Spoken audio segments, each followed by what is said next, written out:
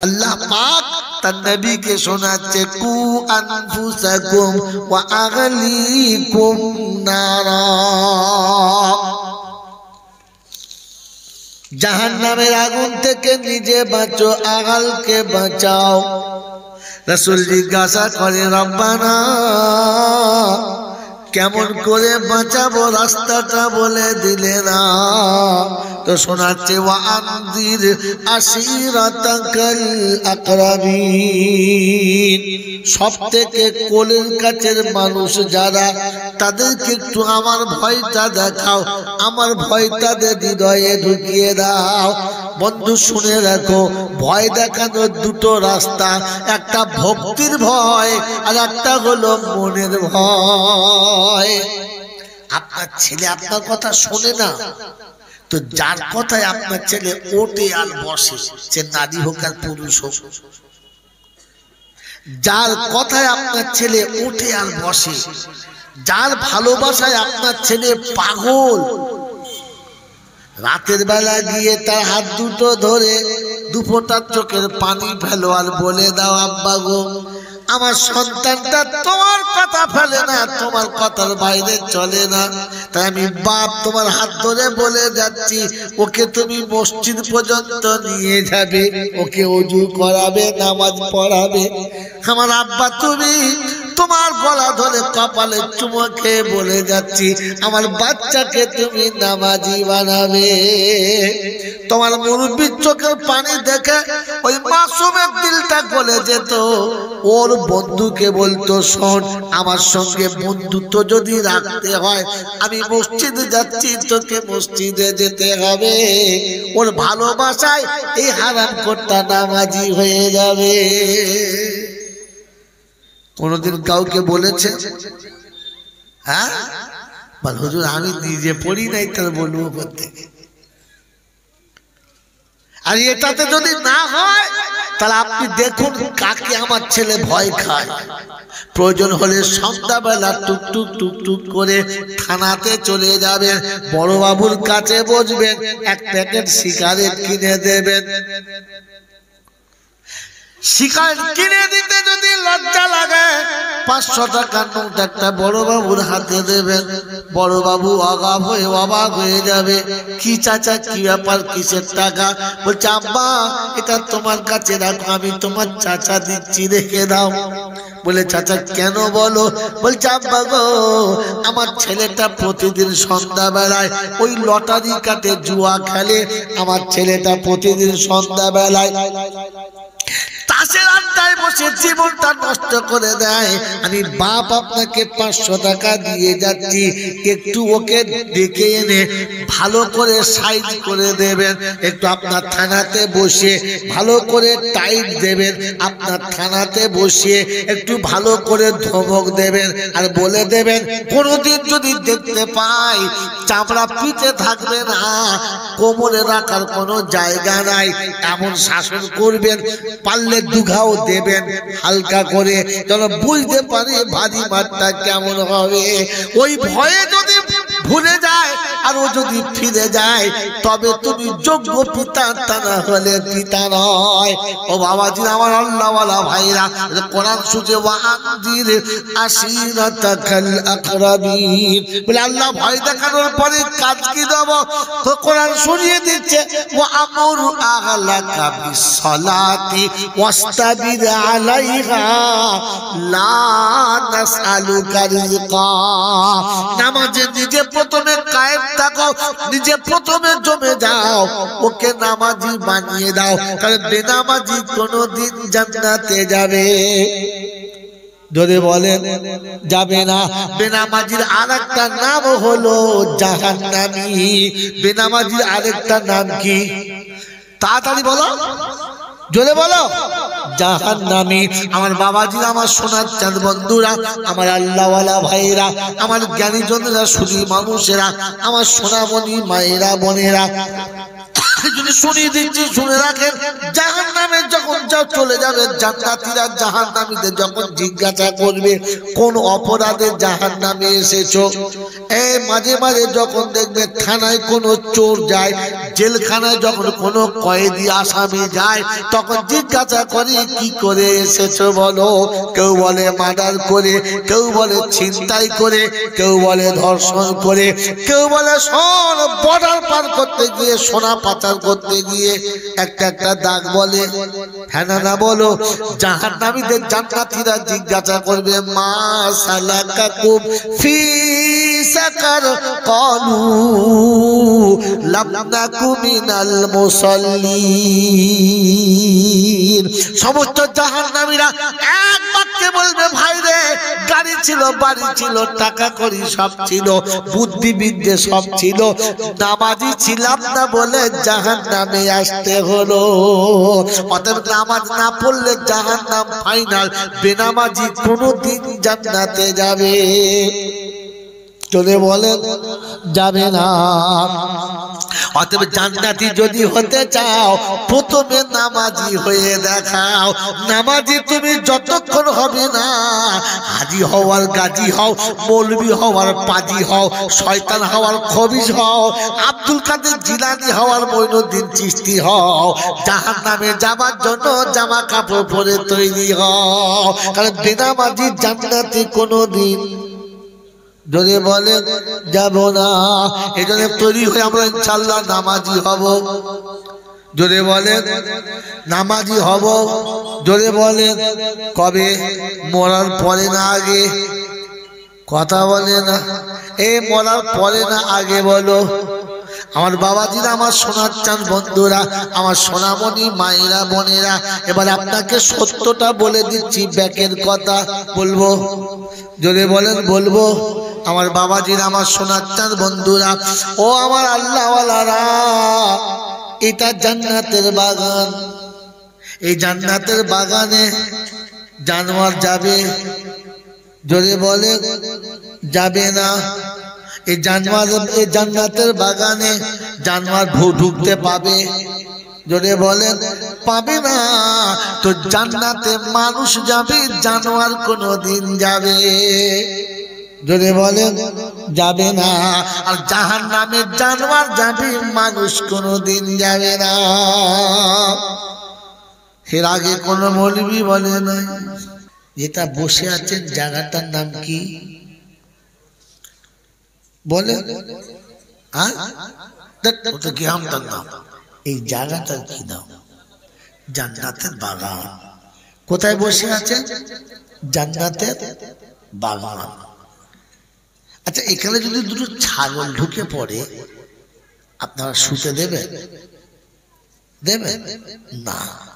কারণ এটা জান্নাতের বাগান, এখানে ছাগল ঢুকতে পাবে না। আর যদি কুকুর ঢোকে, সর্বনাশ, ঠেকতেই দেবো না। এখানে যদি গরু বসে, গাধা আসে, থাকতে দেবে না। কারণ এটা জান্নাতের বাগান, এখানে মানুষ বসতে পাবে, জানোয়ার বসতে পাবে।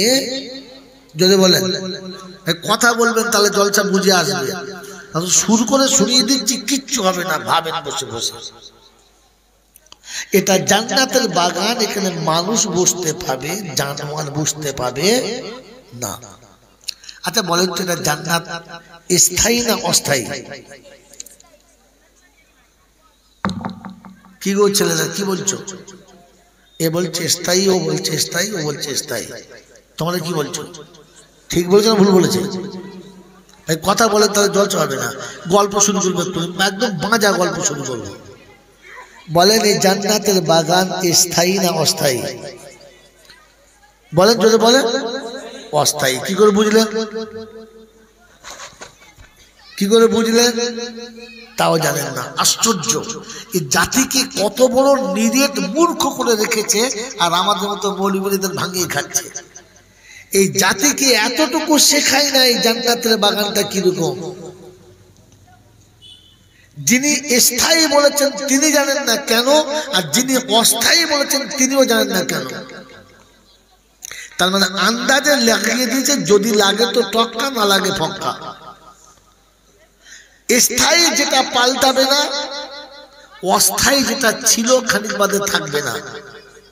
এই জান্নাতের বাগান কালকে ছিল না, আগামীকাল থাকবে না।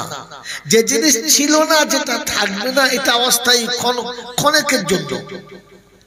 এটা কি? অস্থায়ী। তাহলে এই জান্নাতের বাগানটা অস্থায়ী না স্থায়ী? অস্থায়ী। এই অস্থায়ী জান্নাতের বাগান আমি আপনি যেখানে বসে আছি, আর জলসার অনেক কায়দা করে শুনেছেন, আপনাদের ভাঙিয়ে খেয়েছি। সত্য বলেন, এই জান্নাতের বাগানটা এমনি হয়েছে না করতে হয়েছে? যদি বলেন এমনি হয়ে গেছে না কিছু করতে হয়েছে? কি করতে হয়েছে? চারটে কাজ। প্রথম কাজ হচ্ছে একদিন বসে একটা মাসওয়ারা করতে হয়েছে যে বাৎসরিক একটা জলসা দেবো, কোন মাসে হবে, কোন তারিখে হবে। আবার তো জুমার দিন হলে হবে না, ডেটটা ঠিক করতে হবে। হ্যাঁ না না? যদি বলেন তারপরে কে কে বক্তা আসবে, তারপরে প্যান্ডেল লাইট মাইক করতে হবে, তারপরে একটা হ্যান্ডবিল ছাপাতে হবে। সব মাসওয়ারা হয়ে গেল। যেদিন মাসওয়ারা হয়ে গেল, ওই দিন থেকে কমিটির লোকের মাথায় একটা বোঝা চেপে গেল, এত টাকা কোথায় পাবো, কি করে হবে। চিন্তা করতে করতে রাতের ঘুম গেল, দিনের আরাম গেল। একদিন বসে বলে, দেখ বসে চিন্তা করলে আমরা কাজে নামতে হবে। কিরকম বলে? নামতে হবে। পাড়ার 10-12টা ছেলে একসঙ্গে নামলো। সামনে যাকে পেল, নামাজি বেনামাজি, রোজাদার বেরোজদার, হারামখোর হালালখোর, দাড়িওয়ালা দাড়ি চাচা, বাস যাকে পেয়েছে তাকেই ধরেছে। চাচা আমাদের পাড়া একটা জলসা দেবো, এই এই বক্তা আনছি, তোমাকে 2000 টাকা লাগবে। টাকা বললে দেবে? দাও দাও দাও। তুমি না দিলে কি দেবে কে? গ্রামে তো তুমি দাতা আছো। ফলিয়ে ফালিয়ে তার কাছে ভুলিয়ে ভালিয়ে 2000 পেল না, 1500 নিলে। 1500 নিয়ে ছেড়ে দিয়েছে। দেবার বাড়ির ভেতর ঢুকেছে। চাচি, কি বাবা তোরা সব হট করে কি খবর? বলে, ও চাচি তোমার দুঃখ দেখে আমরা থাকতে পারি না। বলে কেন? তুমি যে কি করে হারামের বাচ্চার কাছে ঘর করছো, ওটা মানুষ। চাচাকে গালি না দিলে চাচি বেশ নরম হবে না, তাই জুত করে চাচাকে গাল টাল দিয়েছে।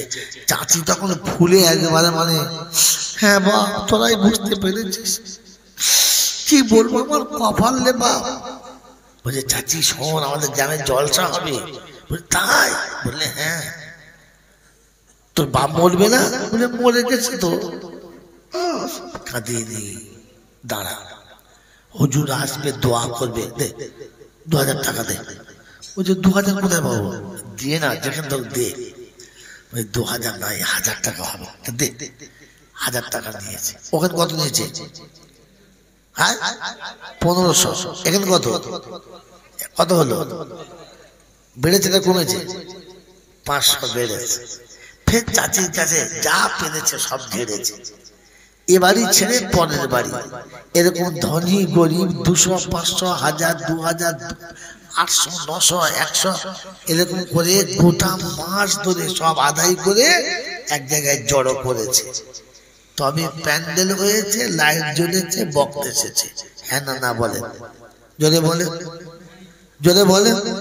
আচ্ছা, এটা যদি না করে গ্রামের কমিটির ছেলে যদি চালাকি করে 4 জনের 4000 টাকা দিত, এই হুজুরকে 1000, এ হুজুরকে 1000, এ হুজুরকে 1000, এ হুজুরকে 1000 দিয়ে বলতো, হুজুর শুনেছি আল্লাহওয়ালারা দোয়া করলে কবুল হয়, তা আপনারা 4 জনে এই 40 দিন তাহাজ্জুদ পড়ে একটু দোয়া করবেন। কেন? বলে 1000 টাকা করে হাদিয়া দিচ্ছি, 40 দিন তাহাজ্জুদের নামাজ পড়ে দোয়া করে আমাদের জলসা যেন রমরম করে হয়ে যায়। আচ্ছা, এই 4 জনে যদি 40 দিন তাহাজ্জুদের নামাজ পড়ে দোয়া করতো, বলেন প্যান্ডেল হতো? এ বক্তা আসতো? যদি বলেন আসতো না। এই জান্নাতটা অস্থায়ী জান্নাত। আমি আবারও বলছি, কথা বুঝবেন। এই অস্থায়ী জান্নাতটা সাজাতে গিয়ে চারজন আলেমে 40 দিন দোয়া করে সাজাতে পারলো?